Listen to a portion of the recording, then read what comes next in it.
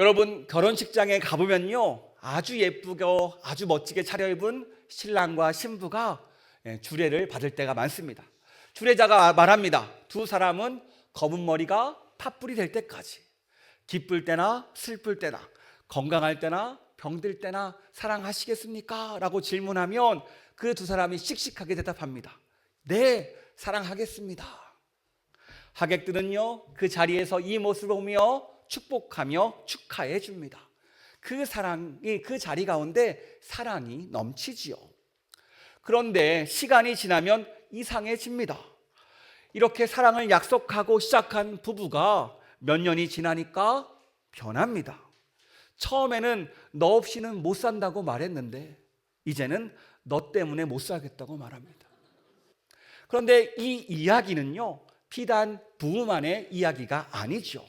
부모와 자녀 사이에도, 친구 사이에도, 교회 안에 지체들과의 관계에서도 마찬가지입니다. 우리는요, 모두 사랑을 원합니다. 사랑받고 싶어 하지요. 그런데 문제는 정작 사람을 가장 아프게 만드는 것도 이 사랑이라는 거예요. 제가 이 문제를 묵상해 보니까 저에게 이런 답이 나오더라고요. 우리는 사랑받는 데는 익숙한데 사랑을 주는 데는 너무 서툴러요. 초등학교 아이를 보면요, 사랑하는데 못 살게 괴롭힙니다. 왜요? 몰라서요. 우리 마음은 사랑받고 싶은 마음, 사랑해주고 싶은 마음으로 가득한데 제대로 주고 받는 법을 모릅니다. 사랑한다고 말하면서도 나도 모르게 핥히고, 사랑한다고 하면서도 상대방을 지치게 만들어요. 이런 우리에게 오늘 말씀은 묻습니다. 정말로 네가 아는 그 사랑이 맞니? 네가 생각하는 사랑의 기준이 무엇이니? 이 질문을 우리에게 던지고 있습니다. 성경은 분명히 말합니다. 사랑은 무엇입니까? 내 감정이 아니라는 거예요. 내 마음도 아닙니다. 내 경험도 아니에요. 그렇다면 사랑이 무엇입니까? 바로 오늘 말씀은 말합니다. 너의 사랑의 기준은 바로 예수님의 십자가다. 이 시간 내가 가진 사랑의 기준을 다시 점검해 보기를 원합니다. 그래서 사랑받는 이에서 사랑을 나누는 이로 한 걸음 한 걸음 걸어가는 우리가 되기를 축복합니다. 오늘 본문은요, 우리에게 세 가지 사랑을 가르쳐 줍니다. 첫 번째, 사랑은 나를 내어주는 것입니다. 우리 본문 25절 말씀 같이 읽도록 하겠습니다. 시작.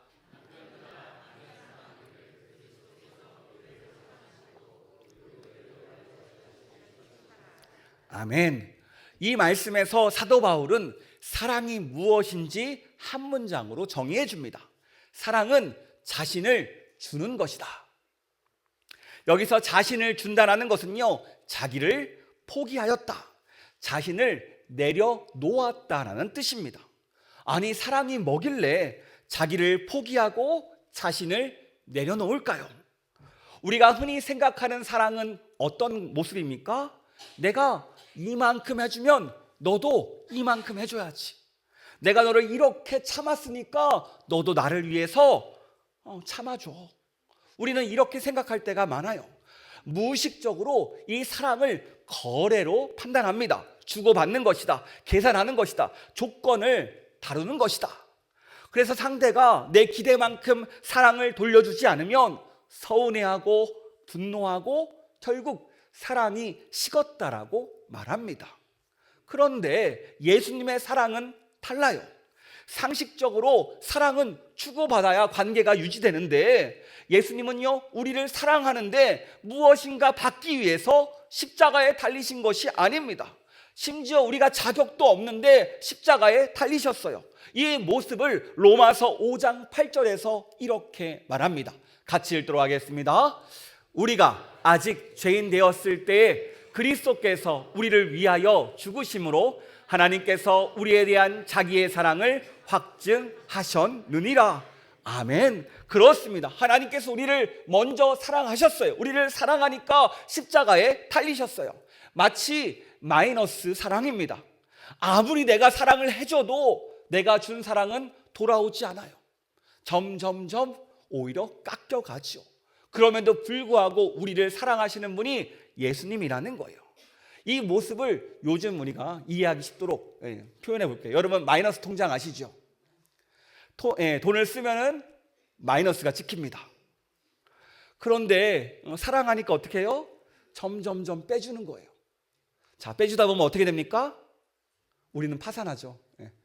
사랑하다 보면 지쳐요. 이게 우리의 모습입니다. 그런데 예수님은요, 끊임없이 우리에게 사랑을 퍼주세요. 그 사랑으로 우리를 찾아옵니다. 사실 우리의 현실은요, 약간의 마이너스만 생겨도 그 가정은 깨어집니다. 그 관계가 깨어집니다. 이게 우리의 인생사예요. 이런 인생을 살아가는 이들에게 오늘 사도 바울은 이야기합니다. 우리 25절 말씀 다시 한번 읽도록 하겠습니다. 남편들아 아내 사랑하기를 그리스도께서 교회를 사랑하시고 그 교회를 위하여 자신을 주심같이 하라. 남편들아 너의 가정 어떻게 세우는지 알고 있니? 가정은 너를 높여주는 도구가 아니야. 너를 돋보이게 하는 것도 아니야. 너의 자랑도 아니야. 오히려 예수님처럼 가족을 사랑해주고 섬겨주는 곳이 바로 가정이야 라고 말하고 있습니다. 여러분, 예수님께서 우리를 어떻게 사랑해 주셨습니까? 우리를 위해 십자가에 못 박히셨습니다. 손과 발에 못이 박히고 옆구리에 창이 찔리며 피를 다 쏟아가면서 모든 생명을 우리에게 주세요. 그렇습니다. 예수님의 사랑은요, 말이 아니라 피 흘림이었습니다. 예수님의 사랑은요, 감정이 아니라 생명 바친 죽음이었습니다. 그런데 우리는 어떻습니까? 말로는 분명히 말합니다. 사랑해. 여러분, 옆 사람한테 해볼까요? 사랑해. 어때요? 집에서 자주 하십니까? 부부간에? 아유, 아멘. 아유, 사랑 부럽습니다. 예. 마음으로 얘기합니다. 내가 널 얼마나 아끼는데. 우리 어르신들은 마음으로 많이 하실 거예요. 그런데 우리가 말로는 사랑한다 말하고 마음으로 정말 네가 중요하고 사랑한다고 말하지만 정작 내 시간, 내 돈, 내 자존심, 내 편안함을 내려놓아야 되는 순간 그 사랑 앞에 우리는 망설여요. 우리는 분명히 사랑한다고 말했거든요. 말과 행동이 따로 갑니다. 이게 우리의 사랑의 모습이에요. 남편이 아내를 사랑한다면 오늘 직장에서 열심히 일하고 힘든 일이 있어도 집에 오면 어떡합니까? 도와야겠죠. 그런데 우리는 어때요? 손가락 까딱하지 않을 때가 많습니다. 아내가 남편을 사랑한다면 남편의 지친 어깨를 한번 쓸어줘야 되지 않겠습니까? 너무 수고했어요. 오늘도 고생했어요. 또 우리가 아이를 사랑한다면 자녀의 이야기를 들어주고 자녀와 함께 시간을 보내야 되지 않겠습니까? 그런데 정작 우리는 사랑한다 말하면서 나의 것을 내놓지 않습니다. 여러분, 사랑이란요, 나의 것을 내어주는 겁니다. 예수님께서 먼저 우리에게 내어주셨잖아요. 그러니까 내어주지 않는 사랑, 십자가 없는 사랑은 성경적으로 보니까 사랑이 아닌 거예요. 아주 예전에 있던 일입니다. 어떤 노부부가 있었어요. 결혼한 지 50년이나 지난 부부였는데요. 할머니가 그만 치매에 걸리셨습니다. 이제는 할아버지 얼굴도 알아보지 못해요. 그런데 이 할아버지는요, 매일 아침 할머니의 손을 붙들고 밥도 떠먹여주고 옷도 갈아입혀주면서 챙겨주세요. 사람들이 묻습니다. 아니 할아버지, 할머니가 알아보지도 못하는데 왜 그렇게 하세요? 할아버지도 힘들어 보이는데요. 그때 할아버지가 대답합니다. 그냥 사랑하니까. 내가 힘이 있으니까. 저 사람은 나를 잊어도 나는 저 사람을 잊지 않으니까 라고 대답하시더라고요. 여러분, 이것이 사랑입니다. 상대가 돌려주지 않을지라도 내가 먼저 사랑하는 것, 상대가 알아주지 않을지라도 내가 먼저 사랑하는 것, 이것이 바로 우리에게 보여주신 그리스도의 십자가 사랑이에요. 보세요. 하나님은요, 우리가 하나님을 기억하지 못할 때도 하나님은 우리를 기억하셨습니다. 우리가 하나님께 등을 돌렸을 때도 하나님은 우리를 포기하지 않았어요. 우리가 하나님을 잊어버렸을 때도 하나님은 우리를 결코 잊지 않으셨습니다. 그 증거가 바로 십자가 사랑이라는 거예요. 오늘 본문을 보면요, 남편들아라고 이야기하니까 마치 가정의 남자들에게 이야기하는 것 같지만 사실 우리 모두에게 하는 말씀입니다.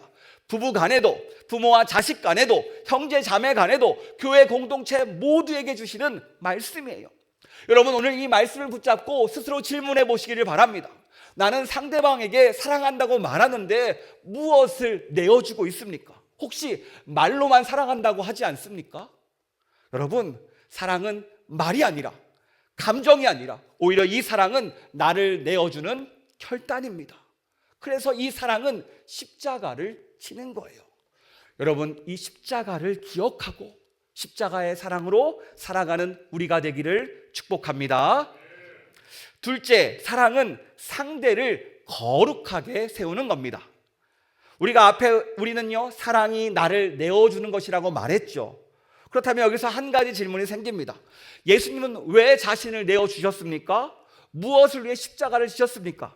그 이유를 26절과 27절에서 알려줍니다. 우리 같이 읽도록 하겠습니다. 시작.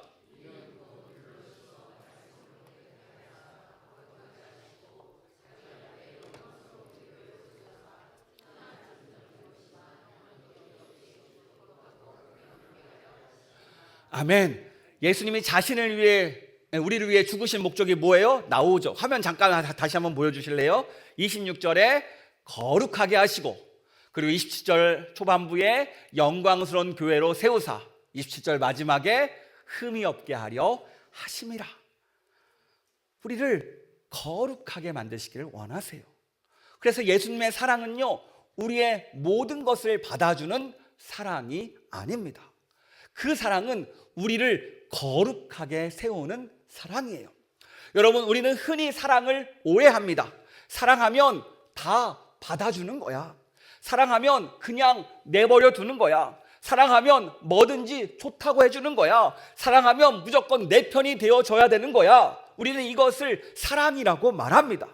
저는 이것을 좀 더 세밀하게 할머니, 할아버지의 사랑이라고 표현하고 싶어요. 여러분, 우리 손주들을 대할 때 어떤 모습 다 사랑하잖아요. 다 잘해주잖아요. 다 받아줍니다. 그래서 우리 손주들이 할머니, 할아버지를 얼마나 좋아하는지 몰라요. 왜냐하면 부모들은 그 요구를 다 받아주지 않기 때문입니다. 만약 부모가 그들의 요구를 다 받아주면 문제가 생겨요. 만약 커서 작은 거절감 하나도 감당하지 못하게 됩니다. 다 오냐 하면요, 잠깐 실수한 거, 넘어진 것을 일어날 수 없습니다. 그래서 부모들은요, 이것들을 알면서 잘못된 것은 잘못됐다고 말하고 잘한 것은 잘했다고 말하면서 항상 그 안에서 아이를 돌보죠. 성경 역시 모든 것을 받아주는 모습을 사랑이라고 말하지 않아요. 그렇다면 뭐라고 말할까요? 바로 방임이라고 말합니다. 따라해볼까요? 방임. 여러분 어떻습니까? 우리는 사랑합니까? 방임합니까? 자녀가 잘못된 길로 가는데, 알고 있는데 사랑하니까 내버려두면 부모가 아니죠. 부모의 마음이 아플지라도 눈물을 흘리면서 이 자녀를 잡아줍니다. 왜요? 사랑하니까, 잘 되기를 원하니까. 마찬가지예요. 예수님의 사랑이 그랬습니다. 그냥 우리의 모든 것을 받아만 주시는 분이 아니라 우리를 깨끗하게 하시고, 우리를 거룩하게 하시고, 우리를 영광스럽게 세우기 위해서 십자가를 치셨다라는 거예요. 그래서 예수님의 인도는, 예수님의 도움은 항상 이 우리를 깨끗하게 하고 거룩하게 하고 영광스러운 길로 우리를 인도하십니다. 우리 26절 말씀 다시 한번 읽도록 하겠습니다. 이는 곧 물로 씻어 말씀으로 깨끗하게 하사 거룩하게 하시고. 아멘. 원래 우리는요, 더러운 존재, 죄에 얼룩진 존재였습니다. 그런데 우리를 위해 예수님께서 어떻게 하세요?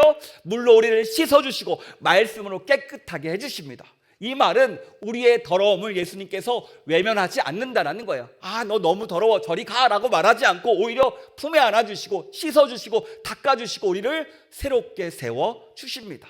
그러니까 예수님이 우리를 사랑하시니까 우리를 더러운 채로 그냥 두지 않으세요. 깨끗하게 만드시고 거룩하게 세워 가십니다. 왜요? 우리를 사랑하니까요. 사랑은 방임이 아닙니다. 사랑은 거룩하게 세워 가시는 하나님의 은혜입니다. 그렇다면 이렇게 우리를 씻어준 다음에 어떻게 하세요? 우리 27절 말씀 다시 한번 읽도록 하겠습니다. 자기 앞에 영광스러운 교회로 세우사 티나 주름 잡힌 것이나 이런 것들이 없이 거룩하고 흠이 없게 하려 하심이라. 아멘. 예수님 앞에, 자기 앞에 세운대요. 예, 세상은요 사람들 앞에 서서 자신을 자랑하는 것을 좋아합니다. 예수님은요 우리를 세상 가운데 자랑시키는 것이 아니라 가장 중요한 것, 예수님 앞에 설 수 있도록 거룩하게 영광스럽게 우리를 만들어 가신다라는 거예요. 우리는 나도 모르게 그 사람을 사랑할 때 그 사람을 자랑하고 싶어 합니다. 이 사람 봐봐, 이 사람 잘생겼지, 이 사람 예쁘지, 이 사람 잘하지, 이 사람 착하지, 이 사람 지혜롭지. 끊임없이 그 사람을 세워요. 세상 가운데 세웁니다. 남편을 세우고 아내를 세우고 자녀를 세웁니다. 이렇게 우리는 남들의 시선, 남들의 평가, 남들의 박수를 갈구하며 살아갑니다. 그런데 왜 이렇게 살아갑니까? 이곳을 잘 파보면 그 근본 원인은 바로 나를 세우기 위해서 이 사람을 자랑할 때가 많다는 거예요. 우리의 자녀를 가지고 나를 세웁니다. 마치 나의 액세서리처럼 여기는 그 마음이 숨어 있어요. 이게 바로 세상의 마음입니다. 여러분 한번 생각해 보세요. 내가 사랑하는 그 사람, 정말로 그 사람을 사랑했습니까? 아니면 나의 만족을 위해 사랑했습니까? 그 사람이 나에게 만족감을 주기에 혹시 사랑하고 있는 것은 아닙니까? 그렇다면 우리의 사랑을 돌아봐야 된다는 거예요. 왜냐하면 그 만족감이 깨어졌을 때 그 사랑도 함께 깨어지기 때문입니다. 그런데 예수님은요 우리를 사람들 앞에 세우는 것이 아니라 예수님 앞에 온전히 세우기를 원하세요. 영광스럽게 거룩하게 세우기를 원하십니다. 그렇다면 왜 거룩하게 세우기를 원하실까요? 다른 이유가 아니죠. 예수님과 영원히 함께하기 위해서요. 예수님과 함께하기 위한 전제 조건이 무엇입니까? 거룩함이에요. 예수님의 피로 우리를 씻어주셔야 우리가 영원히 함께할 수 있습니다. 영원히 행복할 수 있습니다. 죽음의 문제를 넘어설 수 있습니다. 그래서 우리를 위해서 예수님께서 십자가에서 죽으신 거예요. 그렇다면 이 말씀이 우리의 가정에서 어떻게 적용될까요? 남편이 아내를 사랑한다는 것은 아내를 가만히 두는 게 아니라는 거예요. 아내가 더 아름답고 더 신앙적으로 더 거룩한 사람으로 세워질 수 있도록 도와주는 겁니다. 또 아내가 남편을 사랑한다면 남편이 하고 싶은 대로 그냥 두는 게 아니에요. 남편이 하나님 앞에 바로 서도록 신앙의 가장으로 세워지도록 기도하고 격려하는 역할입니다. 또 부모가 자녀를 사랑한다면 자녀가 원하는 것을 다 이루어주고 받아주는 것이 아니라 자녀가 하나님의 사람으로 거룩한 그릇으로 자랄 수 있도록 양육하는 것이 진짜 사랑이에요. 여러분, 진짜 사랑은 상대방을 편하게 만들어주는 것으로 끝내면 안 됩니다. 하나님 앞에 더 아름답게 세워주도록 돕는 사람, 이 사람이 바로 진짜 사랑이라는 거예요. 그런데 우리는요 이 지점에서 조심해야 됩니다. 내가 저 사람을 거룩하게 세울 거야 라고 말하면서 내가 너를 고치겠다, 내가 너에게 가르쳐 주겠다, 내가 너의 잘못을 지적하겠다라고 말하는 순간 이것은 사랑이 아니라 간섭이고 정죄가 됩니다. 이 지점에서 우리는요 예수님께서 우리를 어떻게 사랑하셨는지, 우리를 어떻게 바꾸셨는지를 기억해야 돼요. 예수님은요 우리를 거룩하게 만드셨어요. 근데 어떻게 거룩하게 만드셨습니까? 물로 씻고 말씀으로 깨끗하게 하셨어요. 자기를 내어주심으로 십자가 사랑으로 우리를 변화시켰습니다. 때론 느려 보여요. 하지만 이 사랑으로 우리를 완벽하게 변화시킵니다. 마찬가지, 여러분, 비난으로는요 사람을 변화시킬 수 없습니다. 우리의 잔소리도요 사람을 변화시킬 수 없습니다. 오직 사랑만이, 이 십자가 사랑만이 사람을 변화시킨다라는 거예요. 여러분 혹시 배우자를 변화시키고 싶으십니까? 우리의 자녀를 변화시키고 싶으세요? 그렇다면 먼저 사랑하시기 바랍니다. 십자가 지면 됩니다. 이 사랑이 그를 변화시킵니다. 물론 쉽지 않지요. 저도 너무 잘 알고 있습니다. 그런데 우리는요 받은 사랑이 있잖아요. 십자가 사랑을 먼저 받았잖아요. 우리가 받았기에, 우리 안에 채워졌기에 그 사랑을 흘려보낼 수 있습니다. 여러분, 오늘 본문은 우리에게 묻습니다. 너는 상대방을 어떻게 대하고 있니? 너는 상대방을 세워주는 사람이니? 아니면 상대방을 힘들고 지치게 만들고 있니? 진짜 사랑하는 사람은요, 상대를 세워줍니다. 상대를 빛나게 합니다. 상대를 하나님 앞에 더 가까이 가게 도와줍니다. 이게 바로 예수님께서 우리에게 보여주신 사랑이고 우리가 닮아가야 될 바로 십자가 사랑입니다. 이 사랑을 기억하는 우리가 되기를 축복합니다. 우리는 지금까지 두 가지를 보았죠. 첫 번째, 사랑은 나를 내어주시는 것이고, 두 번째, 사랑은 상대를 거룩하게 세우는 것이라고 말했습니다. 그렇다면 이렇게 사랑하면 결국 어떻게 될까요? 나를 내어주고 상대를 세우면 둘이 어떻게 됩니까? 셋째, 사랑은 한 몸의 신비를 살아내는 것입니다. 바울은 이것을 비밀이라는 단어를 통해서 알려줘요. 우리 28절 말씀 같이 읽도록 하겠습니다. 이와 같이 남편들도 자기 아내 사랑하기를 자기 자신과 같이 할지니 자기 아내를 사랑하는 자는 자기를 사랑하는 것이라. 이 말씀 잘 읽어보면요, 약간 이상합니다. 자기 아내를 사랑하는 것이 자기를 사랑하는 것이라. 아니, 아내는 아내고 나는 나잖아요. 어떻게 아내를 사랑하는 게 나를 사랑하는 게 됩니까? 그런데 바울은 분명히 말해요. 아니야, 아내를 사랑하는 것이 자기를 사랑하는 거야. 그리고 그 답이 31절에 나옵니다. 우리 31절 같이 읽도록 하겠습니다. 시작.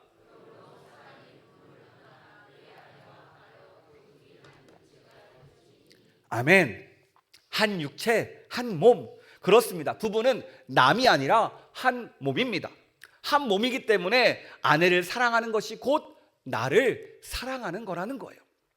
한 몸이니까 아내가 아프면 내가 아픕니다. 한 몸이니까 아내가 기쁘면 나도 기쁩니다. 우리는 부부관계 사이에서 흔히 빠지는 함정이 있어요. 너는 너고 나는 나야. 너의 일은 너의 일이고 나의 일은 나의 일이야. 너의 책임은 너의 책임이고 나의 책임은 나의 책임이야 라고 하면서 선을 딱 그어놓고 살아갑니다. 왜 그럴까요? 서로 상처받지 않으려고요. 서로 손해보려고 하지 않아서요. 분명히 선을 긋고 살아가요. 그런데 오늘 말씀은 우리에게 말합니다. 아니야, 부부는 선을 긋고 살아가는 관계가 아니야. 바로 한 육체, 한 몸의 관계라고요. 여러분, 한번 생각해 보세요. 우리가 열심히 요리를 하다가, 칼질을 하다가 칼의 손을 배웠습니다. 자, 그렇다면 왼손이 이렇게 말합니까? 야, 오른손 잘하지. 나는 잘하고 있었는데. 네 손이 잘 피했어야지. 내 칼은 잘하고 있었어 라고 이야기합니까? 아니죠. 오른손은 빨리 가서 지혈을 합니다. 안아줘요. 품에 안아줘요.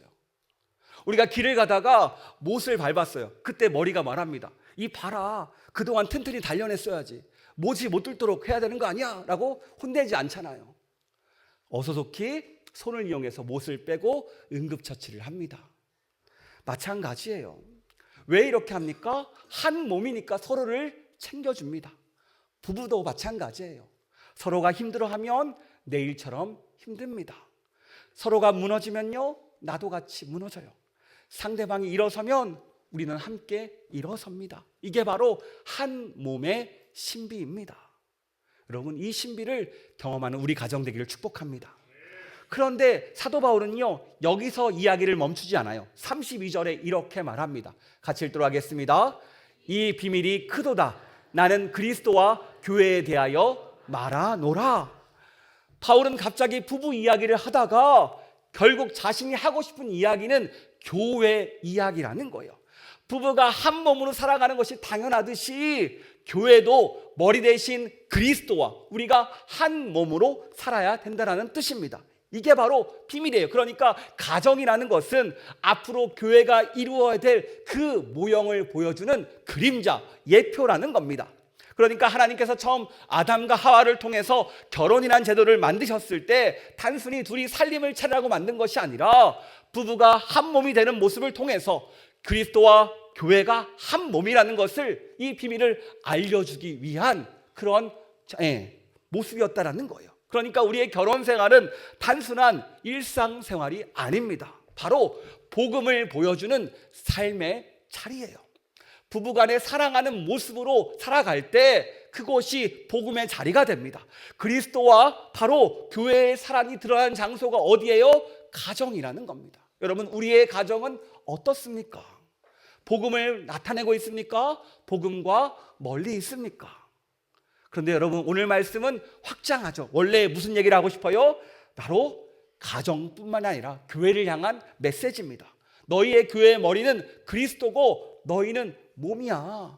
그러니까 너희가 함께 합력하여서 함께 선을 이루어가는 거야 라고 말합니다. 우리는요, 여러분, 저는 매주 이 한 몸의 신비를 교회 안에서 경험하고 있습니다. 어떻게요? 매주 보이는 곳, 보이지 않는 곳에 섬기는 봉사자들을 통해서요. 저는요, 우리 교회 봉사자들에게 항상 감사합니다. 교회에서는요, 모든 일이 당연한 것이 없습니다. 직분이 있으니까 해야 된다? 아닙니다. 사명을 맡았으니까 감당해야 된다? 아니에요. 정말 맡겨진 청소 당번, 맡겨진 구역, 맡겨진 신도회, 맡겨진 사역들, 그 어떤 것도 당연하지 않습니다. 그래서 저는요, 항상 감사해요. 맡아주시고 함께 해주는 그 마음을 알기 때문에요. 또 오늘도 주방에서 식사를 준비해 주시는 분께 감사하고, 오늘도 설거지 봉사로 섬겨주시는 분들께 감사하고, 각자의 자리에서 묵묵히 섬겨주시는 분들께 감사합니다. 여러분, 어르신 나들이도 많은 분들이 섬겨주신 덕분에 은혜로 마쳤습니다. 여러분, 왜 우리가 이렇게 섬길까요? 어떤 마음으로 섬깁니까? 사람에게 잘 보이기 위해서요? 아니죠. 나의 섬김을 누가 보십니까? 하나님이 보세요. 우리는 하나님 보고 섬기는 겁니다. 하나님의 나라를 위해서 일하는 겁니다. 하나님의 뜻을 위해서 봉사하는 거예요. 우리가 이렇게 모여서 한 몸을 이루는 것이 하나님의 뜻이기에 이 뜻을 이루어드리기 위해서 오늘도 불편하지만 힘들지만 이렇게 구역대회를 하는 거고요. 이 안에서 사랑을 나누는 겁니다. 사랑하니까 나의 시간을 내어놓고, 나의 노력을 내어놓고, 내 몸을 내어놓고 주님을 사랑한다고 표현하고 있습니다. 여러분, 이 사랑 주님께서 기뻐할 줄 믿습니다. 그래요. 우리가 이렇게 한 몸으로서 자신의 역할을 감당할 때 주님께서 우리를 가장 아름다운 모습으로 우리의 가정에서, 우리의 교회에서 세워갈 줄 믿습니다. 그리고 사도 바울은요, 이 말을 33절에서 이렇게 정리합니다. 같이 읽도록 하겠습니다. 시작.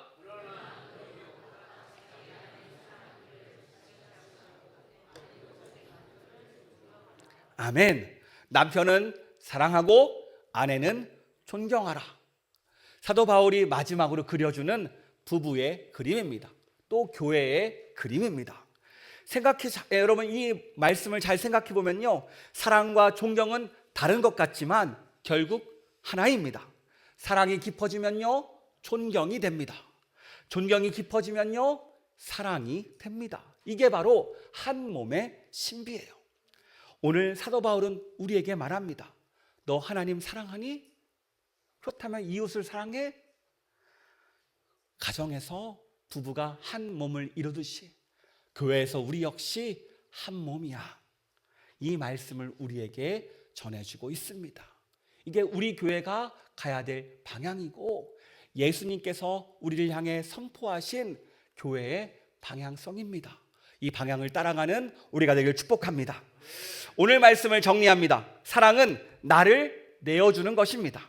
사랑은 상대를 거룩하게 세우는 것입니다. 사랑은 한 몸의 신비를 살아내는 것입니다. 이 세 가지를 한 마디로 묶으면 어떤 말이에요? 오늘 말씀의 제목, 사랑은 십자가를 닮아야 합니다. 그리스도의 사랑은요, 자신을 내어주고 교회를 거룩하게 세우고 마침내 한 몸의 영광으로 이끄는 사랑이었습니다. 우리가 이 사랑을 닮아서 우리 부부 사이에도, 부모와 자녀 사이에도, 형제 자매 사이에도, 교회 공동체 안에서 이 십자가 사랑이 흘러 넘쳐야 됩니다. 그런데 여러분, 이 사랑 우리의 힘으로 됩니까? 안 되지요. 솔직히 말하면 저도 쉽지 않습니다. 그래서 노력해요. 기도합니다. 하나님, 내 힘으로 십자가 사랑이 안 됩니다.